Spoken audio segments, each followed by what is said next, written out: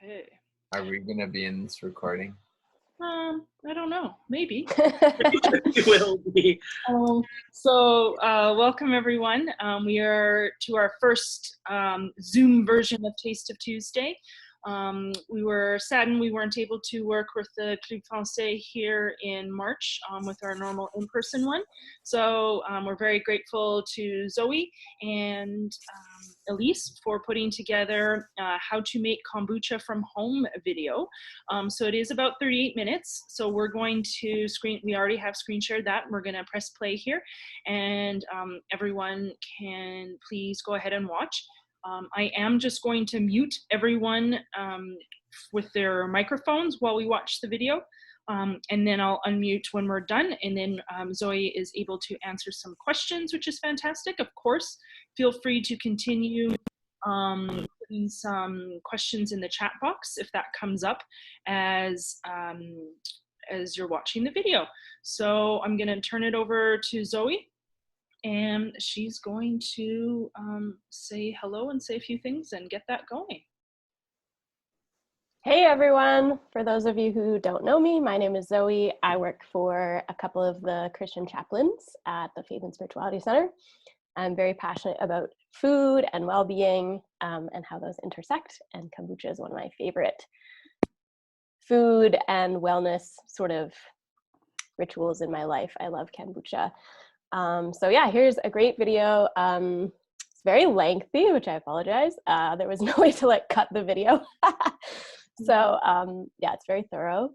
But just a disclaimer, please don't take this as any kind of a like, you should do this at home video. This is just sort of describing my process that I've used over the years. But I am by no means a professional. I would recommend, if you want to get into it yourself, going to a workshop. Or like looking up detailed stuff online. I'll maybe share a recipe after of a great person who does it online. But yeah, it can go wrong. It can get like mold and things happening. So don't just like take this video and go do it. Do your own research. But yeah, this is my process, and it's something that fills my life with lots of joy. So here you go. And we apologize for the rocky beginning. It was a bit of a learning curve for us. Yes, enjoy.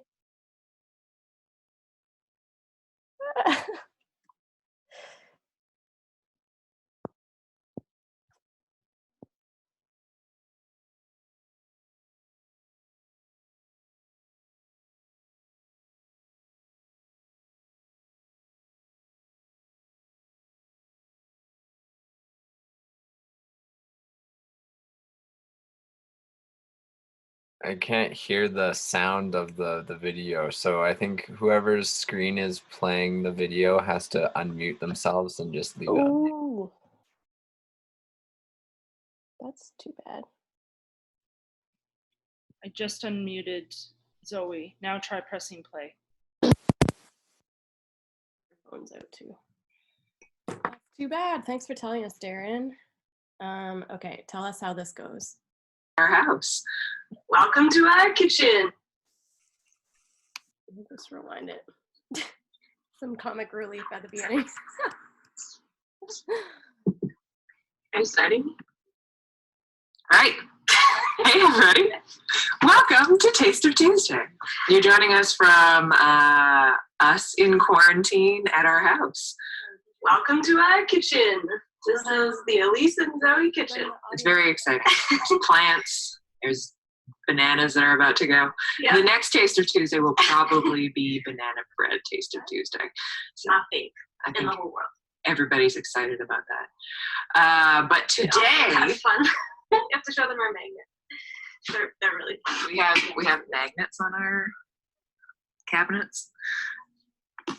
Just like at the Faith and Spirituality Center. Imagine.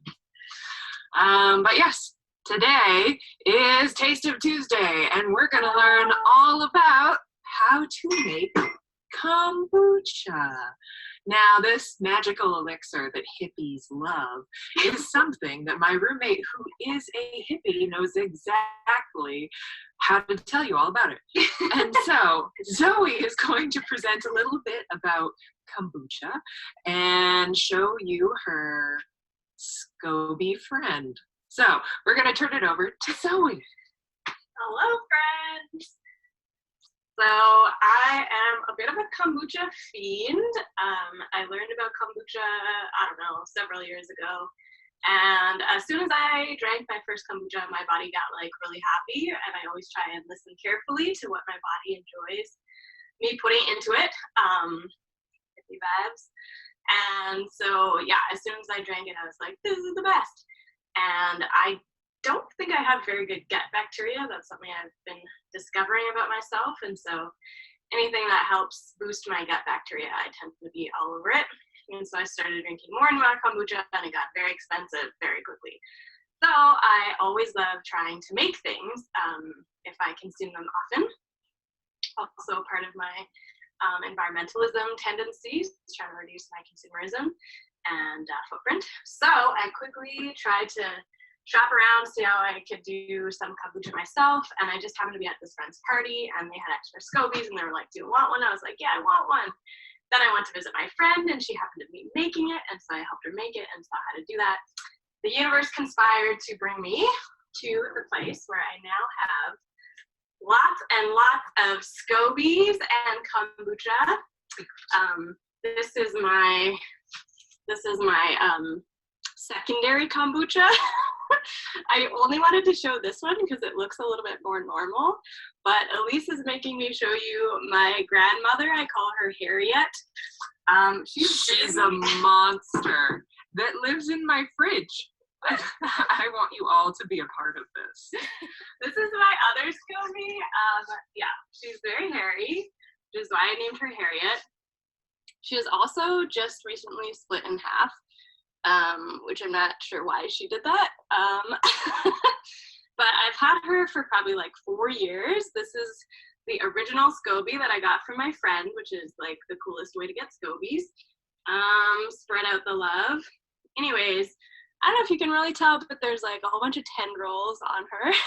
She's a bit of a beast, but I call her my grandmother because she has spurned many, many baby SCOBYs that I have spread into the world. Lots of friends have got SCOBYs of their own going. Hey, Zoe, what does SCOBY stand for? Oh no, I forget. You looked it up. Okay. Symbiotic. Culture. I only make the thing. I don't know Of what it is. bacteria and yeast. That's right, Elise. Good job.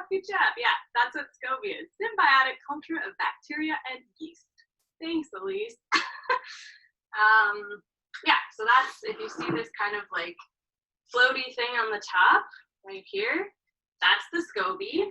And so what happens is you make tea, like a sweet tea. Usually just a black tea is the best. You can do green tea or other teas, but as soon as you get flavoring in them, it starts to mess with it a bit. So I usually keep it pretty simple with a nice black tea. You make a sweet tea by adding sugar to the tea, which I'll show you later. And then this little puck, sort of funny looking thing called the SCOBY, is the bacteria that ferments the tea, the sweet tea. Mostly it's eating up the sugars. And then, yeah, turns them into kombucha. So it ends up being this kind of fermented, carbonated drink. And I'm going to show you 2 stages today. Some people just turn it into this, which is stage 1, which is just the fermented tea. But I also like to ferment it a second time. And then you can add really fun flavorings and juices, and it re-ferments it and carbonates it even more. So we have some really fun options today. I like to just explore like what's in my cupboards. And so today I got some chia seeds, which are Elise's favorite. Add some really fun texture and some protein to make it a good snack. We also have been clearing out our cupboards, and we discovered some very old pineapple juice, which I'll test it first to make sure it's still good, expired a long time ago. I also found a random juice box, so that's probably gonna go in with the chia seeds. I also have some really lovely blackberries right now, so they're gonna go into one of them. And I'm a ginger fiend. I love ginger, so I always chop up some ginger for at least one of them. Yeah, so that goes into stage 2 to make it some fun flavors. All right, so what's the first step, Zoe? First step is we have to make our sweet tea. So sweet tea is super easy to make. Like I said, I just use super basic teas to just keep it kind of foolproof and easy, and then I add all my flavorings after.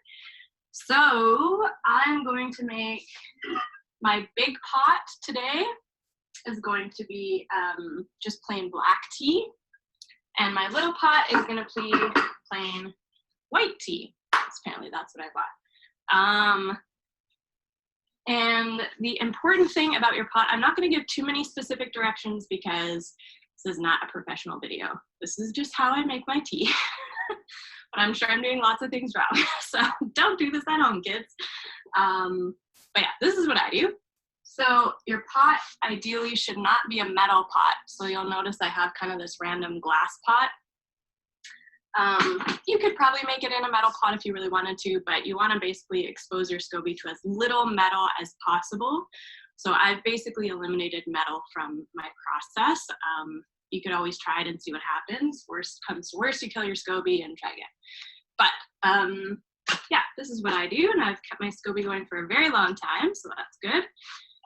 So I take a nice plain black tea. This is just basic orange pico. I take a bunch of bags of tea, usually like 4 to 6 or so, something in there. So that's for my big one, and for my little one, I'm gonna do probably like 3, it's a little smaller, of the white tea. Dun, dun, dun, dun, dun, tea. Okay, and then This is harder to do than I thought. so another very important part of the process is you want to minimize the amount of chlorine that your SCOBYs, what's the word, exposed to. Thanks, Elise. And of course, all our tap water has lots of chlorine, which is in there to kill bacteria. Really great stuff, but we want to keep our bacteria alive. So I always just filter my water, nice and easy way to get rid of the chlorine. If you don't have a filter, I've heard you can kind of just like leave it on the counter and then the chlorine evaporates into the air. But yeah, this is what I do. So here's my water. My tea is already in there. In goes the water. I also turn on my burner. Water, water, water, water, water, water, water. Do you turn it on to high? No. No. Why not? Great question, Elise. So I don't want to like burn my tea. I want it to stay like heated and warm, but not hot because, yeah, I don't know, then you get burnt tea. So I just turn the stove usually onto like medium-ish to like get the water simmering. Then as soon as it's simmering, I will turn it down to low and then just let it simmer for a bit and let all the juices steep together with the tea. And then I'm gonna put the sugar in next. So here comes the exciting part, sweetness. Here's our really cool sugar tin. Our sugar scoop. I use usually like a raw cane sugar because again, I'm a hippie. Raw organic cane sugar from the bulk bin, great. But any sugar is good. I've heard you can also do it with honey, unconfirmed, but seems like a possibility. So I usually put about a cup or so of sugar, the big one. And then probably about half a cup or so for the small one. small one. And that is it for stage 1. Then you're just gonna let them simmer until everything is nice and steeped and you can see the tea is a bit darker. And then you have to cool it for a bit. So that will be our next process. Then you get to add it all together. So while we wait for things to cool, we're going to test out some of last week's kombucha. Yay! So as you can see, I love repurposing things and reusing things. I drink so much kombucha that I actually have a repurposed old kombucha bottle, which works fabulously. So yeah, we're gonna drink a little bit of this. I think this is grape and ginger. You can see a few little floaties in there, and those are my ginger root. Don't be afraid. That's what makes things tasty. I love some good ginger root. So we're gonna have a little sip of this. Enjoy the last batch, and also free up this jar for some more kombucha. There's that ginger root in there. See it? Hanging out. Yay, ginger root. So that's all finished. Meanwhile, we're waiting for our pots to cool. They've simmered. I won't be able to see this. There they are. So it's simmered on the stove for a little bit. It's all nice and steeped. Do you see how dark that is? Yay, steeped tea. And now it's just cooling in its final stage before it's ready to use. If you put it into with the SCOBY while it's too hot, then you can damage the SCOBY. So it's always important to give it some time to cool down and mellow out a bit before throwing it in with our very fragile, happy little SCOBYs. We want to take good care of them. So the SCOBYs are living creatures. Is that right, Zoe? That's right, Elise. They live in colonies of bacteria. They're alive. So we have to be gentle with them and take good care of them because they feed us delicious things. Speaking of delicious things, can we taste test the kombucha? We sure can. We got kombucha. Cheers. Yum, yum, yum. So that's what it looks like. Dun, This dun, is dun. Get happy, health happy, probiotic rich goodness right here. All kinds of excellent health benefits. So there we go. Yeah, that's interesting. It's very good. This one's very fermented. It's very fermented, though. So that happens when you get to the bottom of the bottle. So prepare yourself once you get to the bottom of the bottle, but it may be a little more of a winey than a vinegary than a wine. Tart. It's Tart wakes you up a bit. Awaken the senses. Awaken the senses. So next step, while we're still waiting for our sweet tea to cool a little further, I'm going to start prepping some of our ingredients that we're going to put in, and also get our bottles ready. Have kind of a random assortment of bottles I've collected. The main thing that you want with your bottles, if you're making this at home, is you want them to be able to have a tight seal. And this makes sure that you don't let any gas or carbonation escape.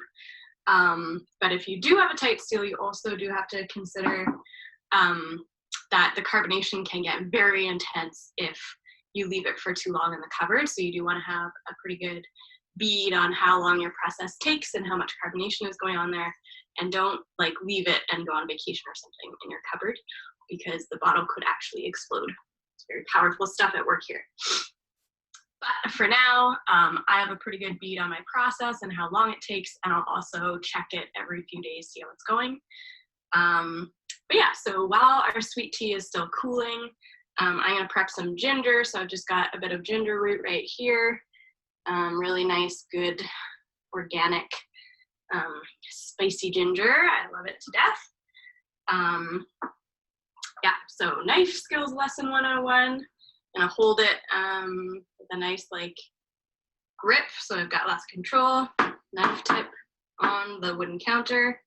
Get my fingers out of the way, nice and curved, so that I can't cut anything off. Some people like to peel the ginger root, which is probably a great idea. I'm a very lazy chef, so I don't like to peel my ginger root. But feel free to do so if you would like. And then all I do is I just cut my ginger into slices like so, and then I cut them again from the slices into kind of like julienne but mini. So once they're into these round slices, I'm gonna slice them lengthwise like this. Then we have these nice slivers, and then they fit really easily into the bottle. They'll come out really easily.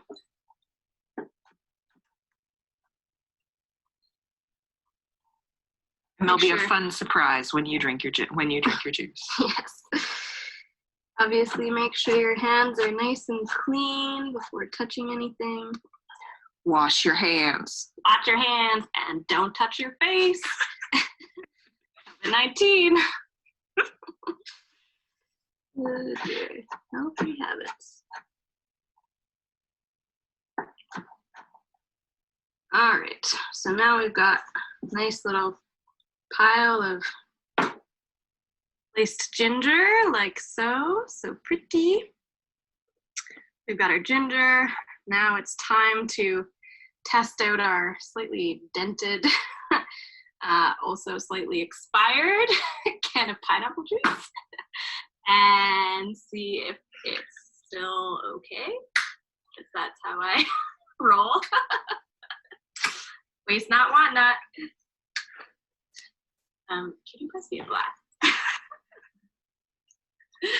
All right, here goes testing the ancient, well-expired pineapple juice that we found deep in our cupboards. Thanks to social isolation, I get to dig deep and be creative. All right. Pray. I shouldn't have poured so much. Anyway, whatever. All right, I'm tasting pineapple juice. Here it goes.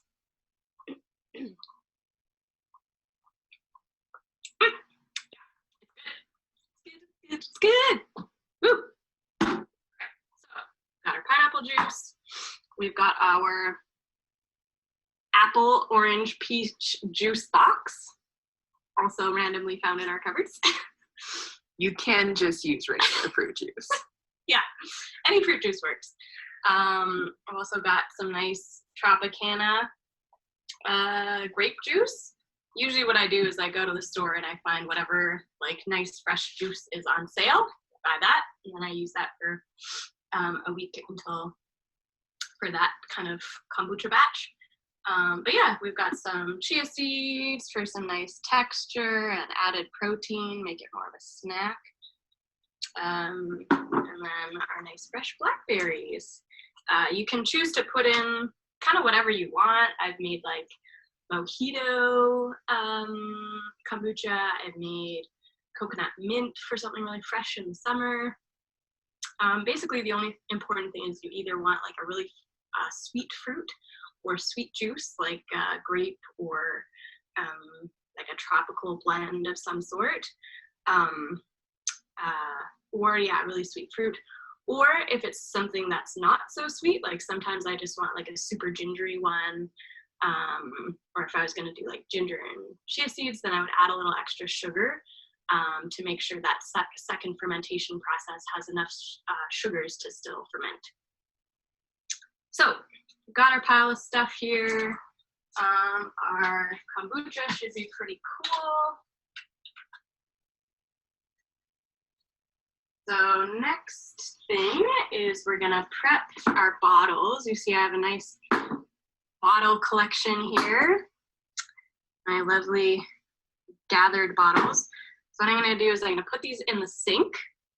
Then it doesn't matter so much if I make a mess. So I line them all up. Bottles ready. This is something that you just sort of develop over time, sort of a sense of how many bottles you'll need, what size you like. I like the smaller bottles for taking with me to work or whatever. The bigger bottles are nice for keeping in the fridge, like this one. Keep that in the fridge, or maybe like give a bottle to a friend. And then those I can kind of pour out a glass. Back over here. And then I also have a plastic funnel. Again, you don't want to use metal. Wherever possible, avoid metal. So I have a plastic funnel for pouring the kombucha into our bottles. And then I use a measuring cup to pour it just for the spout.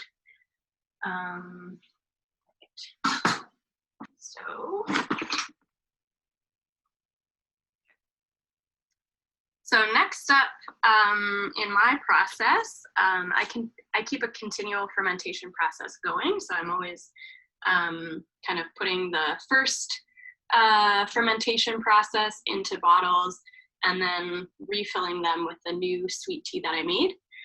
So you'll notice on my bottles, I have these nice little covers. This one's cloth. This one, all it is coffee filters, which is great because Elise and I switched to like a metal coffee filter, so we have lots of extra coffee filters around. And that just makes sure your kombucha stays clean and no like bugs or anything get in there because they're always attracted to the smell. So then I have my fermented kombucha and I'm going to pour it into my glass pouring thing, my measuring cup.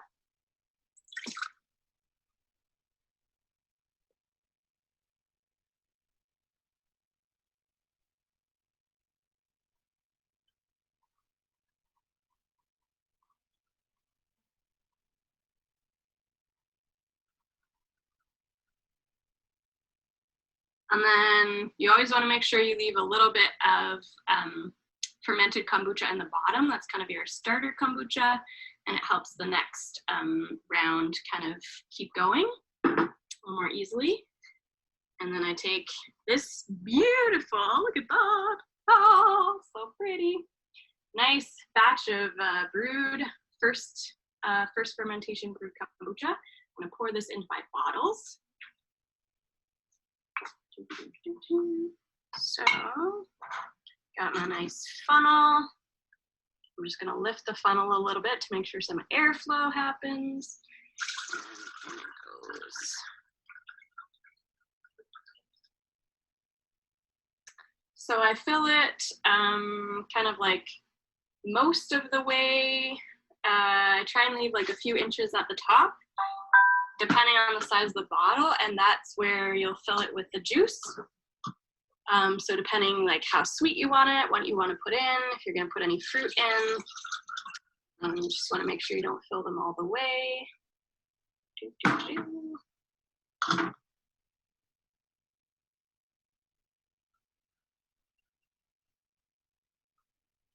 So on. All right, now for the big beast, Grandma Harriet. Here she comes.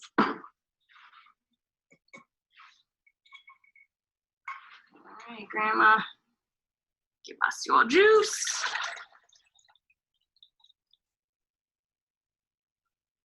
Lovely. So you'll see this is a much bigger bottle, this one. So we get lots more kombucha from her.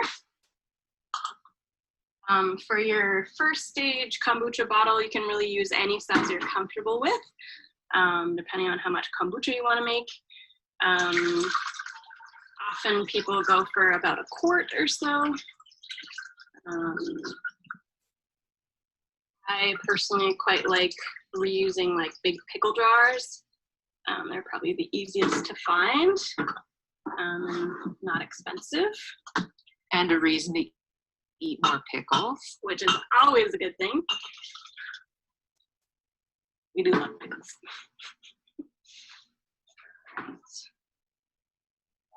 Last bunch of kombucha.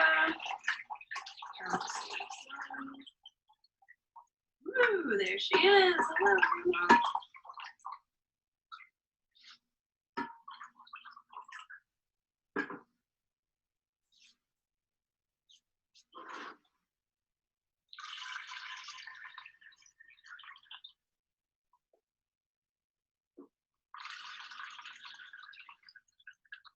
Glorious.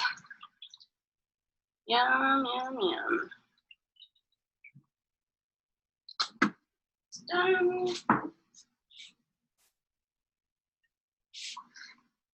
All right, friends. Is it done? It is. It is. All right, friends. So now comes the fun part where we get to mix and match our fun flavors and textures. So I'm gonna add my ginger first. Oops, here's our nice ginger that we've got into lovely slivers. So I'm gonna do this one, lots of ginger in that one, and lots of ginger in this one, a little bit in here.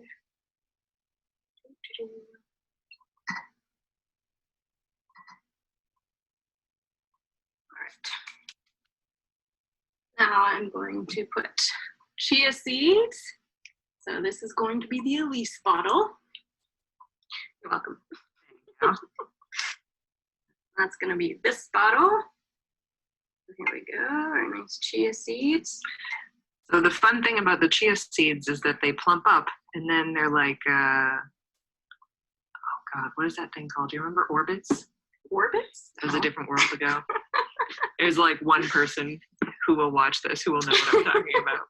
And they'll be like, yes, nature's orbits. So the chia seeds are really fun. They clump together pretty easily, which is not a big deal, but I try and just spread them around a little bit so they can do their jelly action, but not like in all a clump together. But yeah, that's pretty cool. Some fun chia. And then some blackberries. Yum, yum, yum. I love blackberries. I love blackberries. I want a blackberry. But don't touch your face. Don't touch your face, though. Okay. Blackberry. Trying to read about blackberries. This one. This one. I decided is going to be blackberry ginger. This one right here. So we're going to put lots and lots of blackberries. Yum, yum, yum, yum, yum. And then, which one did we? Oh yeah, yours. Cheese. I'll take cheese. Blackberries? Yes. At least one's blackberries. Whoop. Uh-oh. We can get it out. Maybe 2 small blackberries that you'll be able to get out of the bottle at the end. Dun, dun, dun, dun, dun.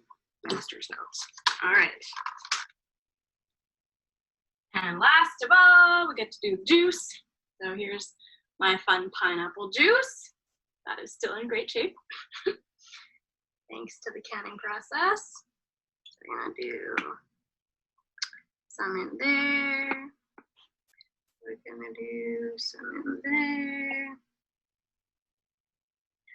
That's the end of the pineapple juice. Right.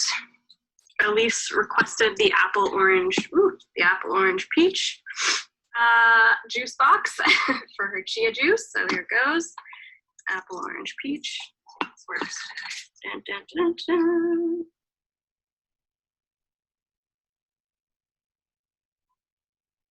My highly technical process for getting the juice box juice out the straw. Squeeze it, hope for the best. Squeeze, squeeze, squeeze. Dun, dun, dun, dun, dun. Yum, yum, yum. Just like magic. Just like magic. All right, that's the end of the juice box. And we're left with yummy grape. One of my faves. I do love me some good grape juice. So I'm just gonna fill up the rest of the bottles with grape. It's gonna be yummy grape. So it's gonna be a concoction. Pineapple grape. Could be interesting. always fun to do some experimenting, unusual flavors. Have you found a flavor that you didn't like, Zoe? That's a great question. I don't think I have. I've liked them all so far. I found ones that I didn't expect to like that I really liked, like the coconut lime. I thought might be a bit interesting, but it was like so good and so fresh. Have you found ones you didn't like? Probably like the sweet ones. Elise doesn't like sweets as much as I do. Okay, voila! Ta-da! Here's our finished final concoctions. So these ones are ready to be sealed up, and then I put them in a dark cupboard or any dark space. It usually, I find, takes about 2 to 3 days for this second fermentation process. And then you want to kind of like do a little taste test after about 2 days and see how they're doing. You should notice like some kind of bubbles gathering at the top. That usually shows you that they're starting to really ferment nice and well. I find in my homemade stuff, like, well, partly because I'm not very good at being exact probably, but they don't always get super fermented. Every batch is a little bit different. So don't worry too much if it's not too fermented. But yeah, so we'll put these into the cupboard. And then the final stage is putting our nice and cooled sweet tea into our kind of mother scobies to be ready for the next batch. Hello, friends. So next stage of our process is I've got our nice cooled sweet tea in here. And I'm gonna dump the tea. It's a little bit concentrated.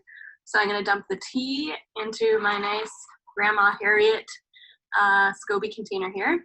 Then I'm gonna add a little bit of extra water as well, filtered water. So here it goes. Here comes the tea. Dun, dun, dun, dun. Woo. A little splashy. It's all good. It's all good. Glorious, graceful process. Clean that up. All right.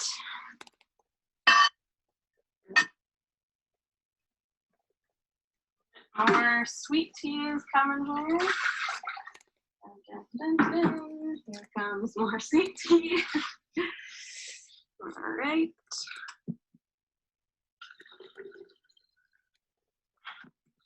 So there's the sweet tea from batch number 1. And I'll just fill up the rest with some filtered water here.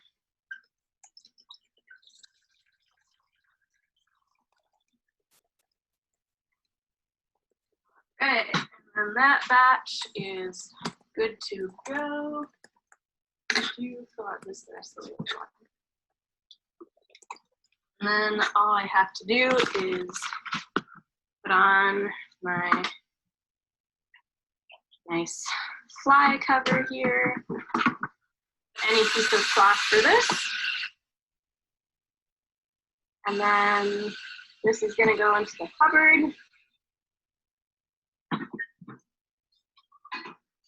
There's batch number 2. There's the tea.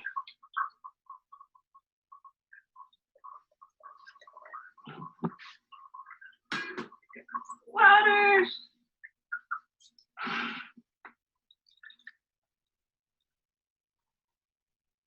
All right, and that's good to go. On my cover. All right, and then they're ready to go into the cupboard. So Elise is gonna follow me.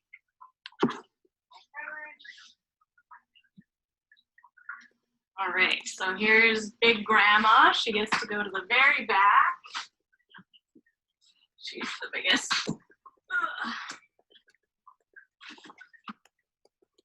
It's my little kombucha corner here. The other friend.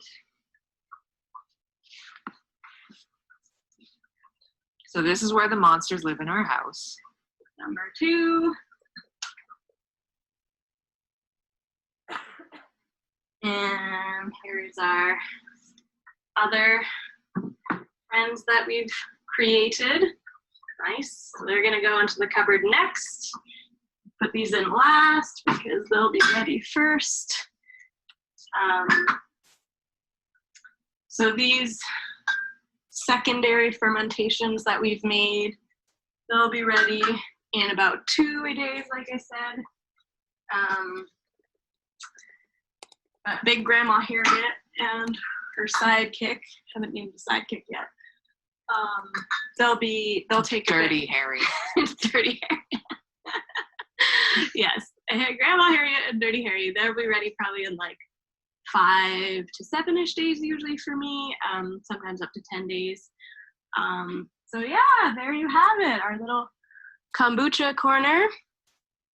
And if you're wondering what these things are up here, this is my homemade vinegar that's infusing with orange and clove, nice disinfecting vinegar. Although, because maybe not enough for COVID, but good for just general cleaning. And here's our pantry. We're working on our pantry goals of getting everything into nice glass containers and reducing our plastic waste. Reducing our waste. All right, well, that's the end of the kombucha lesson. So thank you for being a part of Taste of Tuesday. And now we will move back to the live show where if you have questions for Zoe about kombucha and the magic that is this wonderful elixir, you can ask her. All right, thanks for being with us. See you soon. Bye. Bye.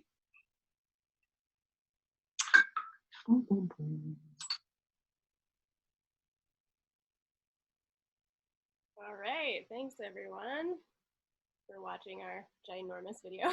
Sorry it got a bit lengthy. It's awesome. Yeah, any questions? How much kombucha do you make weekly? That's a great question. It depends partly on like how much kombucha I've been drinking and how much time I have to make it. If you ever need to like pause the process, you can actually just kind of put the fermented first stage kombucha, you can just put it in the fridge and then that slows it down. So I probably make those like 2 big bottles once every week and a half to 2 weeks ish. 1 to 2 weeks probably, yeah. So I probably make like, I don't know, 3 liters every 2 weeks, something like that. Cool. Yeah, I drink a lot of kombucha. I really like it. But I also end up giving a lot away. My friends will be like, can I have some kombucha? And they're like, here you go. So, yeah. Darwin, I saw you had a question. Yes.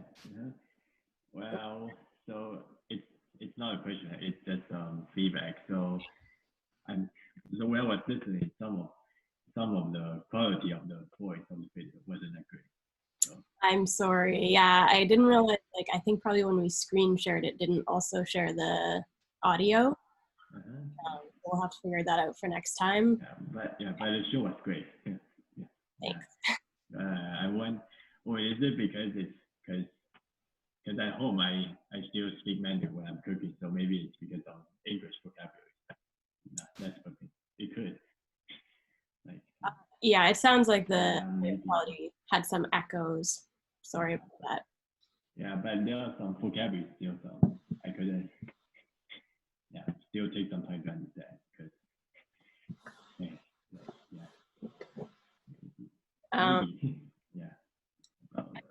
Subi had a question. How do I come up with the names? The name for my grandmother came from the fact that she grew all these like tendrils and she's kind of like hairy. She's a very hairy Scoby, hairy grandmother. I also used to have a dog who was also very hairy, and we named her Harry. And people always wanted to call her Harriet because she's a girl and her name was Harry. And so anyways, my SCOBY got the Harriet name, finally. Mostly it was inspired by her tendrils of hair. Any other questions? I have a question.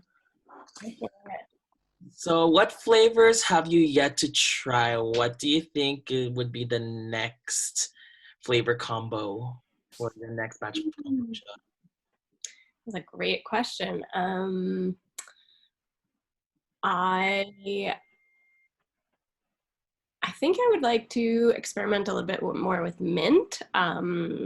Elise and I often have like a mint plant growing on and off. At the moment it died, so we have to get another one. But once we have one going again, I'd like to play with like mint, some kind of like fresher, more savory kind of flavors. And also I want to figure out how to get more of like a ginger beer kind of kombucha going. I think that'd be super delicious. Yeah, basil. I mean, we have basil plants, so maybe we should try it. I don't know what that would be like. Maybe like strawberry basil might be really good. Yeah, what do you guys think? Any ideas? What would you make, Simon? Ooh, that's a good question. Really? I think if I were to, yeah, no, like there's this special citrus from the Philippines that like it has like a really unique flavor. It's like a mix of different like citrons, like lemon and lime, and it's super fragrant. I think I would do that plus like honey. That sounds really good. Yeah, that does sound good. I'm into it. If you get me one of those fruits, I will try it for you. I hope I can. They're really expensive though. That's the thing. So I hope I can secure it though. I really hope. We'll make it happen, Simon. I've also had kombucha flavored beer, where like there's been kombucha infused beer, which has been really interesting and tasty. Was it good? Yeah, it was actually. I'm not gonna lie, I'm a little afraid of kombucha. I haven't tried it a lot. For some reason, I'm nervous of the flavor, so it's kind of cool to hear that there's a lot of different ways you can fiddle with the flavors. So, but yeah, I did try it. That was infused in a beer. It was delicious. Did you try it at home? Did you? I love the idea of chamomile lemon. That's great, Neha. Yum.